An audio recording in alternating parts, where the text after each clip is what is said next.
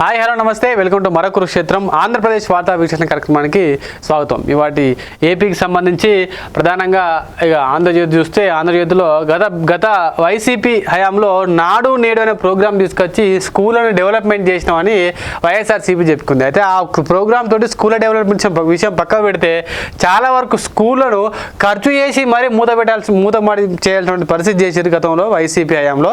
దానికి సంబంధించిన డీటెయిల్స్ తోటి ఒక స్టోరీ తీసుకున్నారు. ఖర్చు చేశారు, తాళాలు కూడా వేశారట. నాడు నేడు పనులు చేశాక 73 స్కూళ్ల మూత. జగన్ ప్రభుత్వ అడ్డగోలు చర్యలతో విచిత్ర పరిస్థితి.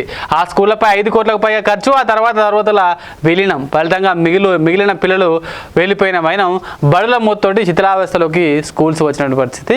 గతంలో భారీగా గొప్ప పనిగా చెప్పుకున్నటువంటి నాడు నేడు వల్ల పిల్లల భవిష్యత్తును మార్చామంటూ వైసీపీ చెప్పుకున్న మాట విషయం పక్క పెడితే ఒక్కొక్క స్కూల్కి 5-6 కోట్లు ఖర్చు చేసి అట్లా దాదాపు ఒక 70-75 స్కూళ్లను కూడా మూసివేసినటువంటి పరిస్థితి చేసింది. అందులో పిల్లలు కూడా ఒకరినొకరు విలీనం చేయడం వల్ల వాళ్ళు ఇంకో క్లాస్కి వెళ్ళడం తర్వాత క్లాసులన్నీ అయిపోవడంతో వాళ్ళందరూ కూడా అక్కడ నుంచి వెళ్ళిపోయారు. దాంతో స్కూళ్ళ మీద అన్ని మూసిన స్కూల్ ఇప్పుడు శిథిలావస్థకు చేరుకున్నాయి. ఇట్లా స్కూళ్ళను బ్రష్ పట్టించింది వైసీపీ అన్నట్టుగా ఆంధ్రజ్యోతి రాసుకొచ్చింది.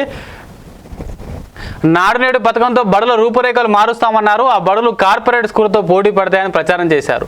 కొన్ని చోట్ల నిధులు ఖర్చు చేసి మెరుగులు దిద్దారు. కానీ అంత చేశాక తరగతుల విలీనం పేరుతో ఆ బడులోనే 3, 4, 5 తరగతులను సమీప ఉన్నత పాఠశాలకు తరలించారు. దీంతో ఆ బడులో మిగిలిన 1, 2 తరగతుల్లో పిల్లల్ని చేర్పించడానికి తల్లిదండ్రులు ఇష్టపడలేదు. ఇలా ఏకంగా 59 ప్రాథమిక పాఠశాలలు ఒక్క విద్యార్థి లేకపోతే మూతపడ్డాయట. 3 ప్రాథమిక పాఠశాలలు, 11 ఉన్నత పాఠశాలలు కూడా ఇలాగే మూతపడ్డాయి. ఒక్కో పాఠశాలకు 10 లక్షల వరకు ఖర్చు చేశాక గత వైసీపీ సర్కార్ అనాలోచిత నిర్ణయంగా తీసుకున్న నిర్ణయాల వల్లనే ఈ దుస్థితి తలెత్తింది. ఇప్పుడు ఆ బడులను ఏం చేయాలో కూడా ప్రభుత్వానికి అంతుపట్టలేటువంటి పరిస్థితి ఉందంటే ఇక కొంతమంది విద్యార్థులు ఉన్నారు కదా అని వాళ్ళని పక్క స్కూల్కి పంపించేస్తే ఈ స్కూల్ ఎవరు జాయిన్ అవుతలేరంట.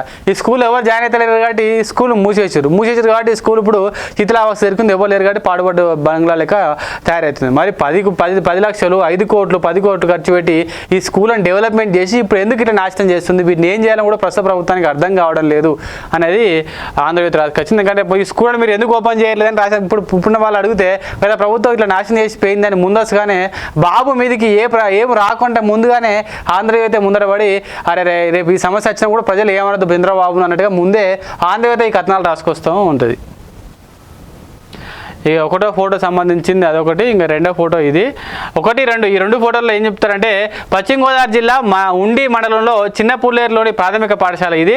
జగన్ సర్కార్ నాడు నేడు పథకం ఫేజ్ 1 10 లక్షలు ఖర్చు చేసి అభివృద్ధి చేసింది. తర్వాత పాఠశాలలోని 3, 4, 5 తరగతులను వేరే పాఠశాలలో విలీనం చేశారు. దీంతో విద్యార్థులు లేక 3 నెలల క్రితం ఈ పాఠశాల మూతపడింది.